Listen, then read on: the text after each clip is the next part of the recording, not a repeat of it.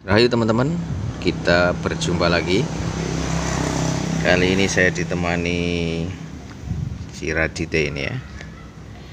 Oke, dan kali ini pembahasan yang akan saya sharingkan ke teman-teman itu tentang ambisi tinggi, bikin putus asa di tengah jalan. Jadi biasanya kalau masih mula-mula ini teruntuk untuk sahabat-sahabatku, teman-teman yang masih pemula. Biasanya di awal-awal itu semangatnya menggebu-gebu, itu yang pernah saya alami. Dulu itu saking saya pengen punya perkutut itu ya, tanya ke tetangga ke sana kemari. Bahkan belum dapat burungnya aja saya sudah nyari-nyari sangkarnya itu kemana-mana itu. Padahal dulu itu sudah ada. Padahal dulu itu sudah ada di jarak dekat itu sudah ada. Maksudnya toko sangkar itu, tapi karena saking jarangnya saya itu punya pengalaman tentang perburungan itu, tentang kelangenan, saya nggak tahu tuh belinya cukup jauh pada waktu itu. Akhirnya sampai dapat sangkar dan sampai beli itu di tetangga.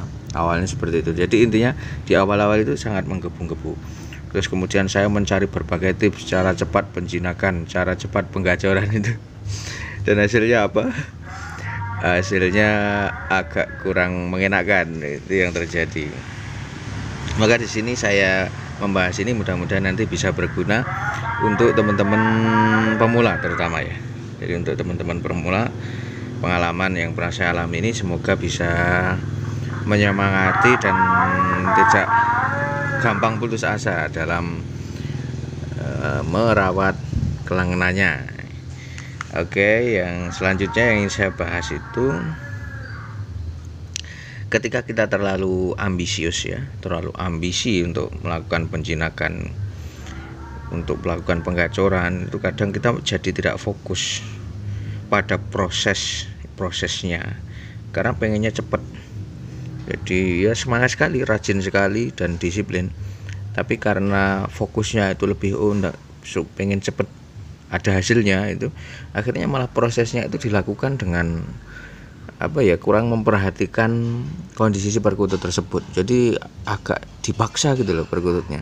Yang terjadi bukannya malah cepat jinak, tapi malah perkututnya semakin tidak terkondisikan, semakin stres. Biasanya seperti itu teman-teman kalau saya teliti. Kemudian bingung nih, cari di YouTube, cari di Facebook, di berbagai media sosial, tanya sana sini tentang cara cepat penjinakan. Akhirnya bingung sendiri karena setiap orang punya versinya masing-masing dalam melakukan penjinakan itu. Semua cara dicoba dan tidak ada yang berhasil biasanya, karena bukan karena caranya yang salah, tapi karena kadang kita yang melakukannya itu kurang fokus. Jadi kita kurang fokus pada prosesnya, justru kita malah fokusnya pengen segera cepat gitu loh. Segera cepat dapat hasil, segera cepat manggung, segera cepat jinak lah itu.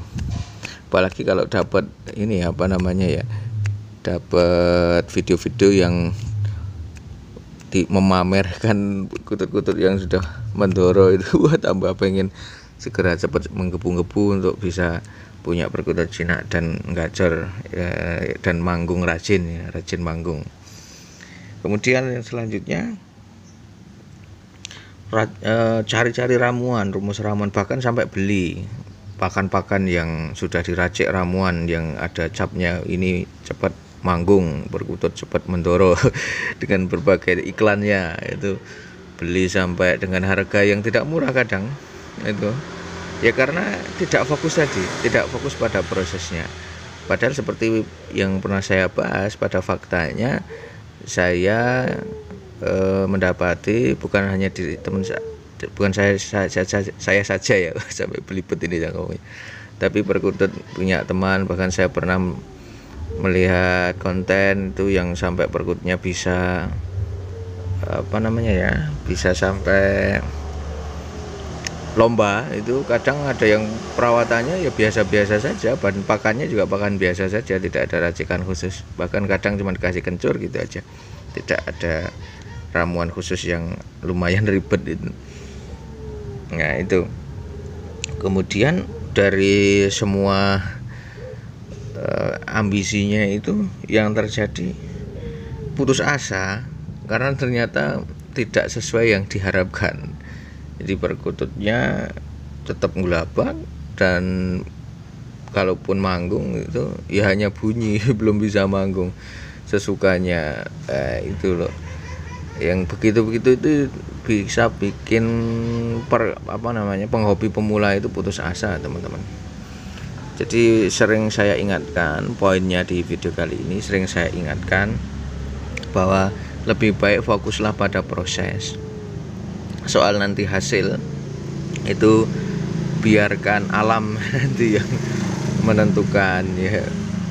Itu ya berangkat dari kegigihan kita, ketelatenan kita, dan juga keberuntungan kita dapat partner kelangenan atau si perkutut rawatan yang oke gitu loh, yang punya mental oke gitu. Tapi semuanya itu tidak lepas dari fokusnya kita dalam memprosesnya. Itu loh yang penting, teman-teman. Proses itu sangat penting. Ada juga tips-tips cara milih perkutut yang cepat gacor, cara memilih perkutut yang cepat jinak, dan lain-lain.